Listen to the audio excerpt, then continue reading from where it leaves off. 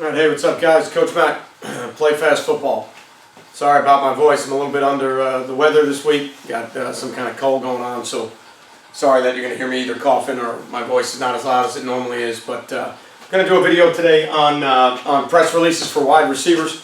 Had one of my receivers that played for me this past year just played in a 7-on-7 tournament this weekend, and he was showing me one of his highlights and one of his clips, and we started going over it and kind of breaking it down and you know, kind of showing him where could have been more efficient with it, and you know, what's the right way to release, what's the wrong way to release, and how you can, you know, effectively deal with press coverage. So as usual, check out our sponsors, our companies that sponsor Play Fast Football. All right, we got Dome hats, provide custom and quality headwear. All right, you can check them out at www.domeheadwear.co.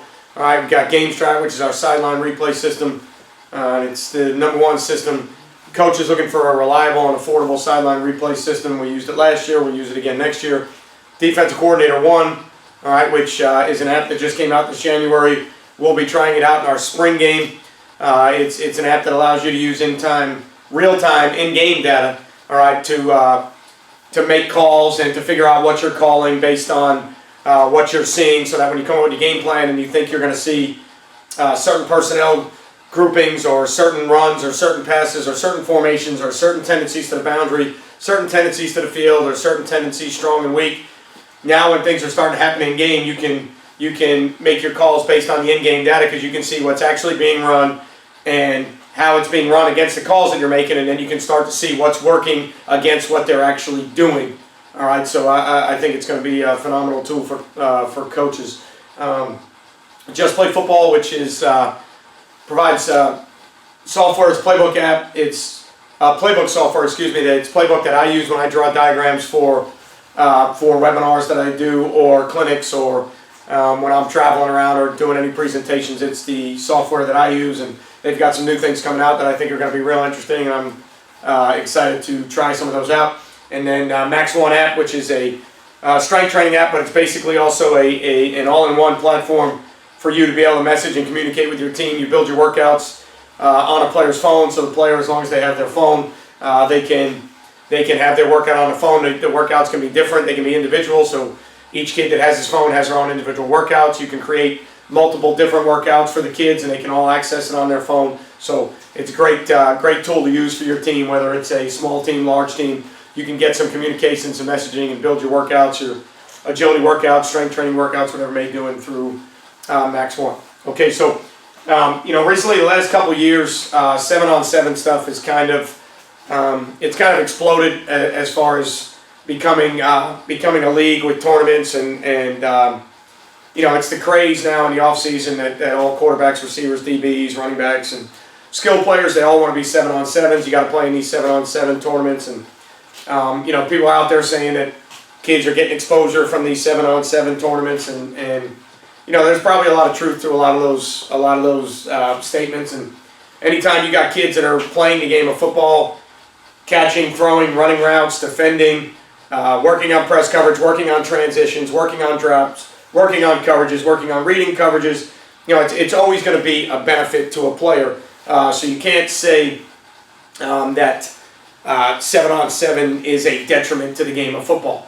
All right, but what you can say is it's giving our kids a lot of false senses of security with the things that you can actually do in real live football games. So where I see it a lot as a former receiver myself, all right, as a former college receiver in the early 90s that you know, wasn't God gifted with genetics and freakish ability, so you know, I had to be a technically proficient wide receiver when it came down to running routes and creating separation and beating press coverage. You know, I wasn't gifted with the physical skills that some of today's wide receivers and athletes have. And I grew up in a time where, in my era, I grew up watching the Steve Largents. You know, I grew up watching Jerry Rice. You know, I grew up watching you know, Fred Biletnikoff, and you know, a lot of guys that were really, really good route runners and that were really proficient in what they were doing, and you know, didn't have the genetic skills or genetic traits to develop the skill sets that some of the guys have nowadays. Some of the guys nowadays are just complete freaks, and God bless them, and they're able to do some things that I don't think a lot of us 20, 30 years ago were able to do. So you had to develop a proficiency in what you were trying to do. So when I watch, social media is a great tool. I use it to get exposure out there for my website and YouTube videos and our players and recruiting. And it's a great tool now, but it's also kind of a bad tool in a way because you have instant access to things all the time, and a lot of times those things aren't always good. So you can go on Twitter any day of the week and you can see 7-on-7 clips posted, and you can see a wide receiver that is making some type of release against press coverage, where he is going backwards or he is going 8 to 10 yards sideways before he ever releases, or he's making, 35 different moves at the line of scrimmage without ever gaining a yard.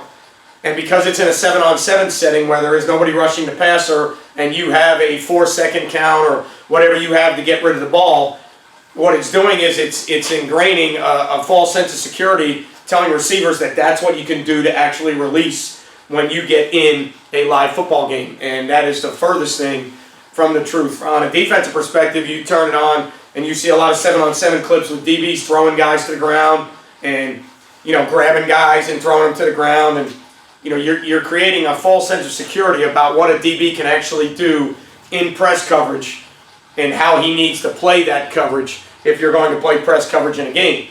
All right. And then, also in retrospect to that, sometimes a DB isn't really aware of what is actually a great reroute, all right, in a live game setting when there is a clock on the quarterback with a pass rush.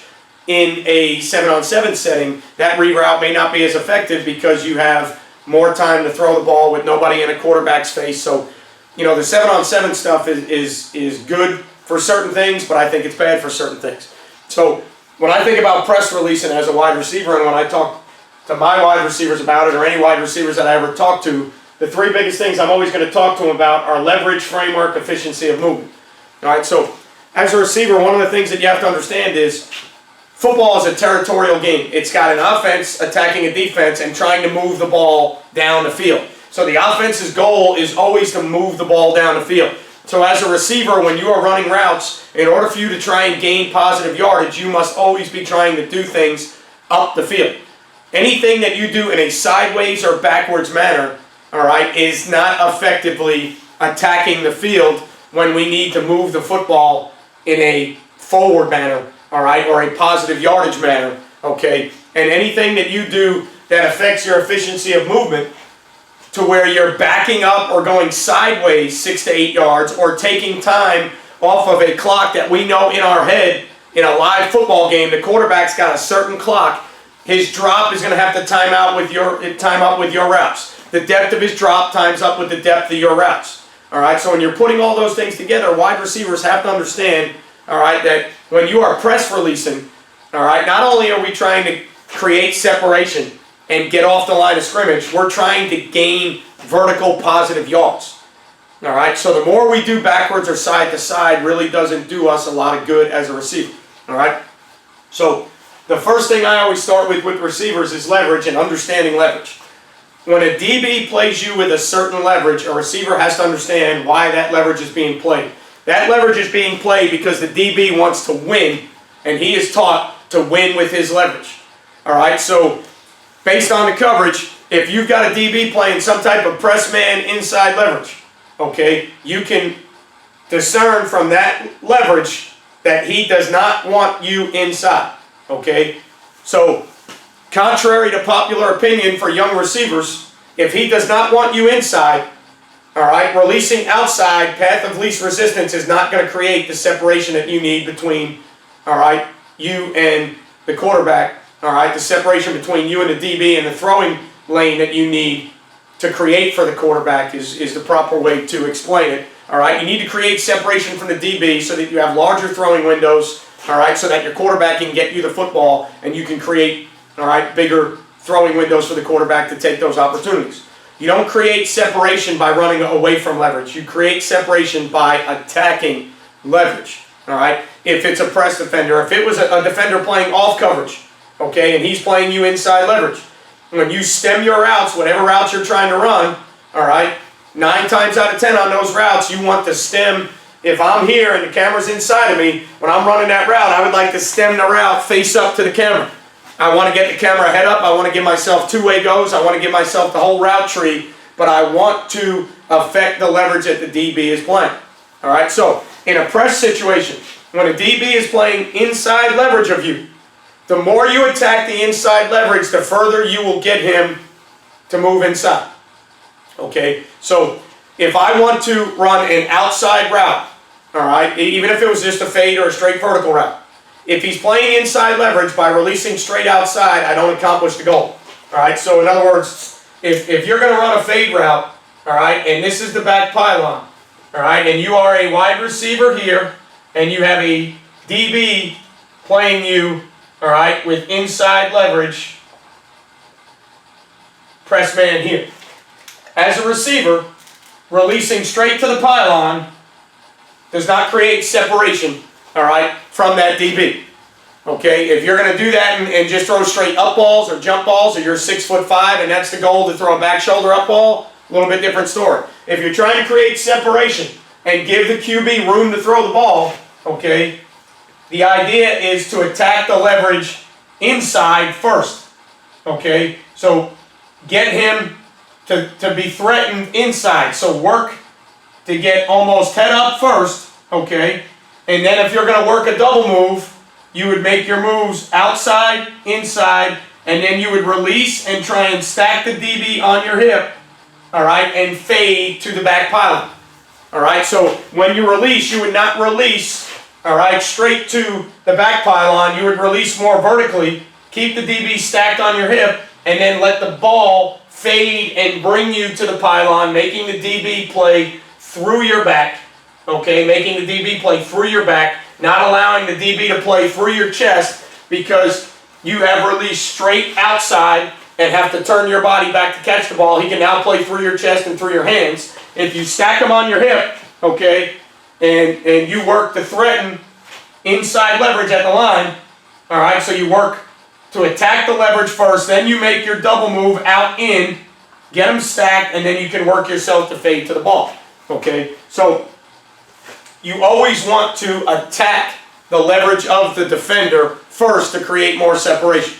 All right, because if you attack the inside leverage, all right, you're going to get him probably potentially to move further inside to create more room for the quarterback to throw the window. Don't make the quarterback throw that perfect ball into a trash can. Yes, that's what he's supposed to do. That's what he's taught to do. You can help him as a wideout, all right, by doing things to create more separation. All right, it'd be the same thing, all right, if I wanted to run a slant route with inside leverage, okay? For me as a wide receiver at 5'9", 150 pounds in college, I could not use the throw-by release. I could not use power releases. So for me to run an inside route off of an inside leverage DB, I would have to get him, work to try and get him square first, okay?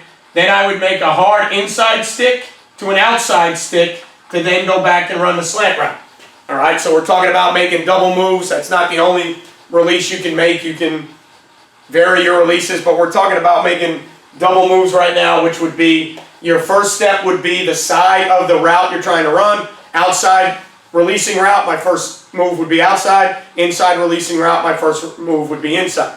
Okay, but when we get to step 2, talking about framework, okay, you have to attack the leverage of a DB first, because you need to be able to threaten that leverage so that you can also get into the framework of his body. Okay, so when we talk about framework of the body, what we're talking about is hips and shoulders. Okay, so the hips and shoulders of a DB.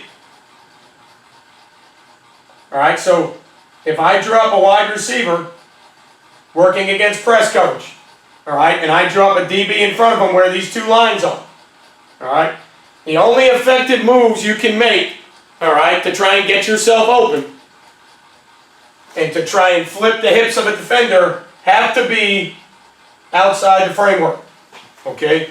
Any moves you make, and it's a common thing you see with receivers, they'll come off the ball, and I know where the camera is, you won't be able to see my feet, but if there's a DB in front of me, All right, just like I drew those 2 lines on the board.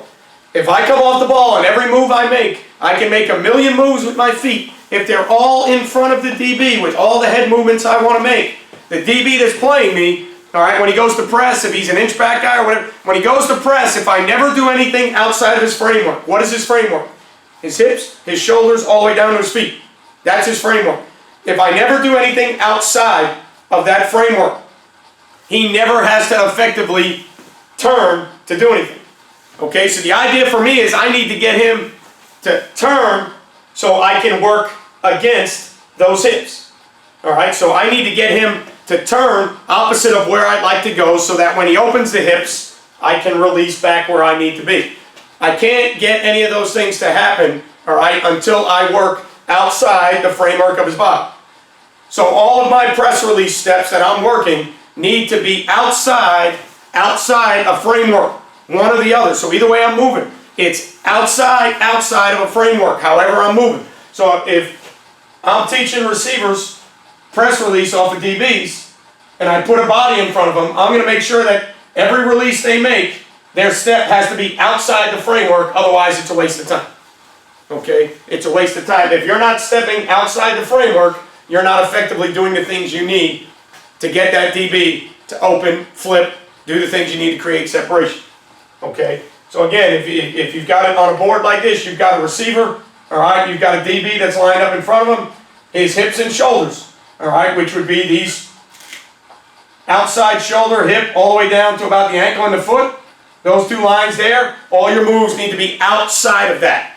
So if you're making a double move, inside to outside, your first one better be, okay, you better make sure if you make an inside move, all right, it's wider than the framework of his body, and then when you come back outside, that next one is wider than the framework of his body.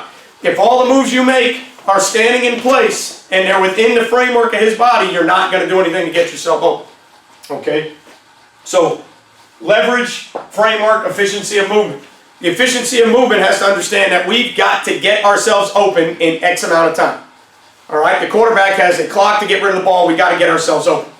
As a receiver, okay, in a live football game, if you ever do anything that works backwards, and then you're making all these moves backwards to try and beat press coverage, your quarterback is holding on to the ball, the defense is rushing the passer.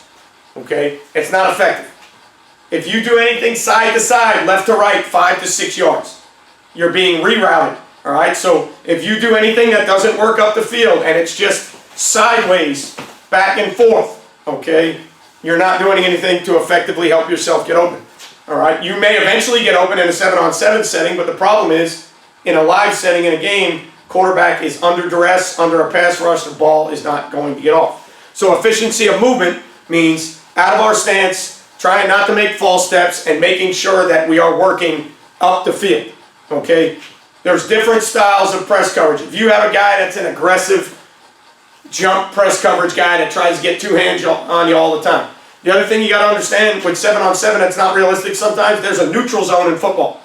Anytime you see a clip that a wide receiver is lined up nose to nose with a DB, all right, that's a false sense of security that you're giving kids. You cannot press somebody from that close. There's a neutral zone. Your face mask, your helmet cannot be in it. My face mask, helmet cannot be in it. Realistically, there's always going to be some version of separation between us because of the neutral zone. Okay, so having kids press as a DB or work off press as a wideout when they are nose to nose, face to face like that, it's an unrealistic situation. It will never happen in a game. Okay, so what you have to understand is we want to step on the toes of the DB. We want to attack the DB, and we want to make sure, no matter what the coverage is, all DBs are always fearful of getting beat behind them. Okay, they're always fearful of getting beat deep. All right, if they're playing some type of press man coverage, what they're trying to do is they're trying to limit your route tree. They're trying to guarantee the throws that they're going to see, while also timing it up with the pass rush to see that if they can reroute you or effectively get you off a landmark and affect the timing, pass rush will get home. All right? If they're playing you with some type of press outside leverage, they either have inside help where they're trying to get you off a landmark and move you further inside, okay? Or they're playing some type of safety help defense where they're trying to funnel you, all right, inside. But one thing you can guarantee with leverage is wherever the leverage is, that's where they do not want you, okay? So the two places they don't want you is the leverage that they take and behind them, okay? All right, the only exception to that would be a flat defender playing hard cover 2. There's certain places behind him he doesn't want you, but there's certain places behind him that are okay for him because he's a flat zone player, all right? But if it's a third coverage or a man coverage or, you know, a palms coverage or a pattern match coverage, he doesn't want you beating his leverage and he doesn't want you beating him deep. So the first thing as a receiver you always got to let that DB know is I can get deep, okay? I can only get there if I threaten you vertically. So everything that I do backwards or side to side will never affect what the DB does. A good DB, all right, no matter how aggressive he is, if I do anything backwards or side to side, a good DB will probably just sit and wait because I'm already rerouting myself. Okay, I'm already rerouting myself. All right, now, when it comes to talking about the framework of the body, you got to understand a DB's trying to reroute, get you off your mark. What we teach DBs all the time is you got to understand your framework. Okay, if a guy stays within your hips and shoulders, there's a good chance you might be able to jam him with 2 hands. If a guy stays within your wingspan, you're probably going to jam with 1 hand. If a wide receiver ever releases outside of your wingspan, don't even put a hand on him. All right, he's going to effectively reroute himself. Just turn and get into position to chase the hip and be in a position you need to be to work back in phase, because if he's outside of your wingspan, side to side, he's already rerouting himself. So as a receiver, efficiency of movement, we've got to attack up the field. All right, so when we're working press coverage, I don't ever let my receivers do things backwards or just side to side at the line. They've got to be working towards the DB and outside the framework of the DB, whichever way it's going to be. I have to be attacking the DB, stepping on his toes, and working outside of his framework. Okay, so a lot of this is hard to see on this camera. I'm just giving you a philosophical approach to press coverage. We get ready to start spring football in 2 or 3 weeks, and hopefully I can bring the camera out and start showing some drills and some things and some wide receiver drills. But philosophically, leverage, framework, efficiency of movement, all right? Know what leverage is and why it is. Attack leverage, framework, all the moves you make, you got to try and make outside of the DB's hips, shoulders, feet. Otherwise, you're wasting your time. Efficiency of movement. We got to get from point A to point B in our route, and we need to do it in the least amount of time possible because in a live game situation, that quarterback is under a lot of duress. All right? So getting open eventually as a wide receiver is not good. Okay? So when we get back into these 7-on-7 settings, all right, you've got to be able to show your wide receivers, especially if they're not playing with you or for you. If they're playing in other games, you have to show them when they come back with highlights or clips, you got to be able to show them why certain things may actually be hindering their performance and not helping. Okay, so you've got to be able to talk to them about, all right, just understand something now. In a game with a pass rush, that ain't going to happen. All right? So you got to make sure that they understand we need to get off the ball, we need to create separation, we need to get open, we need to stay open, and we need to do it as quick as we possibly can because everything we do is going to be on a mental clock for that quarterback. Okay, so you've got to know the drops, you've got to know where you are in the field. Red zone becomes a little bit different sometimes. All right, but if you go through and you effectively watch great wide receivers in the NFL, all right, and you watch great guys beat press coverage and great guys run routes, when you see great routes being run, you can almost always be sure that they attack the leverage, and then when they work that stem and they start working them double, triple moves, they're working opposite all the time. So they're starting to attack that leverage, and then they get that lean going and that head bob, and they put that foot in the ground with all the force, all right, and then they push off that instep and drive in the opposite direction.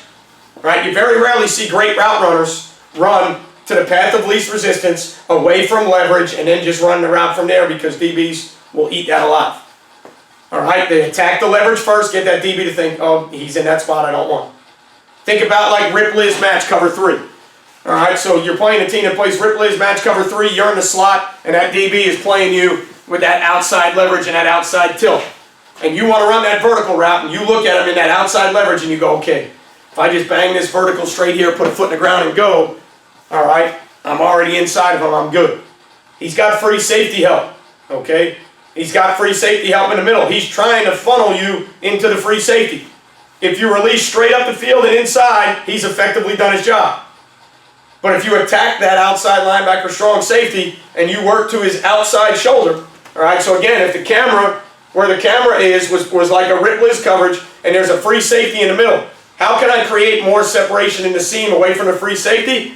Push the camera this way and work my route to where now I get the camera to widen because he wants outside leverage, so he's going to try and keep outside leverage. He doesn't want me out there in the seam. He wants me in there in the seam. Okay? So how do I effectively create that? So if I were to draw that up for you, okay? If I were to draw that up and let's say I'm playing wide receiver here, okay? And I've got a strong safety playing me with leverage here and I got a free safety in the middle of the field, okay? He wants to effectively move me into the free safety where he has help. That's why he's playing that outside leverage. All right, maybe he's playing that hard catch man technique with outside leverage. Okay? He doesn't want me in the seam area behind him there where he can't get help from his free safety. Right? So, as a receiver, if I work, because he's outside, if I just work straight up the field and run this seam route, he's effectively moving me into his help. He's done his job. Okay? If I attack his leverage first and try and get him to widen, to where now, because he wants to be outside leverage and I've attacked the outside leverage, I get him to widen. Now when I snap that route back up inside, I can get into that seam that he didn't want me in by assignment, by alignment, where his leverage was. I can create more separation for the quarterback to throw the ball because I've moved away from the help. I've attacked the leverage that he played me with, all right? And because I attacked that leverage, he respected it, and he widened. And then when I bring the route back under where I need to be, and I get vertical, I'm now in the seam where he wants me, okay?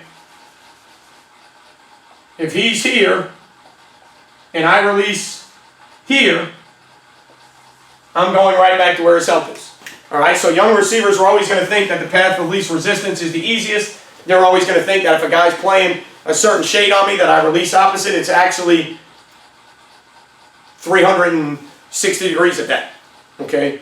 Attack leverage, go after the man that's defending you. All right? Give yourself two-way goes. Try to get the step on his toes. Try and get his hips to flip. All right? So when you're doing all those things, you have to understand that you actually need to attack, not run away from. All right? So if you're getting press coverage, understand, is it inside press, outside press? Is it an aggressive press or an inch back, softer press? All right? Efficiency of movement, attack vertically down the field. Always be trying to step on those toes and always make them think that you can go by them. Always make your moves outside the framework. Okay? So hopefully in the future, I'll have some drills on the field that we work with our receivers, starting to get into hand play and other stuff. But as far as the feet are concerned, the efficiency of the movement and the reality of what we're trying to do, always make sure when you're doing things with your kids, there's some type of correlation that transfers over to games. Okay, so if it's 7-on-7 and kids are releasing, make sure those releases are realistic, game-like situations. Otherwise, you're just reinforcing bad habits. All right, so when you see those on social media, you see them on Twitter or you see them on Instagram, and you see all these kids typing in, ooh, ah, great release, great. Be an adult, be a coach, and go in and say, hey, look, that's actually not real good. I know it's oohing and ahhing on social media, but if that's a game and your quarterback is back there getting pressured, all right, that ain't going to work. Make sure you're taking what you're doing in the offseason and you're making sure that it applies to real in-season game-like situations. All right, otherwise I think you're doing a kid a disservice, not a service. Even though he's out there working, I'd rather have a kid out there working, all right, than at home. I'd rather have a kid out there working than on the streets. But the bottom line is if he's out there working, don't confuse that work with production. All right, if he's out there working, make sure it's productive work. All right, I hope that guys helps you. I hope it helps you guys. Excuse me. All right, and as always, you won't play well until you play fast, and I'll catch you guys next time.